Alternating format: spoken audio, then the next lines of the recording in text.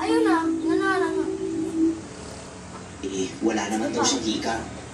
Tapos noong 37 siya, ay tsak, ngayon ay maganda ang posisyon ni nanay sa gross. At pinagtapat ang nakita niya noong araw na nagpagupit ang tatay sa kanya. Sinabi niyang si Lola Carita ang nakita niyang tumaan. Uy, Maya, tani ka din Tapos sinipa-sipa ang buhok ni tatay na winalis niya palabas.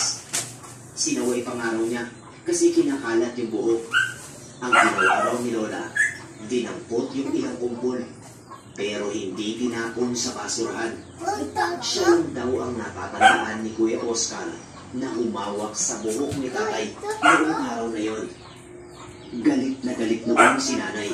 Hindi pa man nakukumpirma na may kinalaman si Lola, ay sinugod na niya ito at kinumpronta.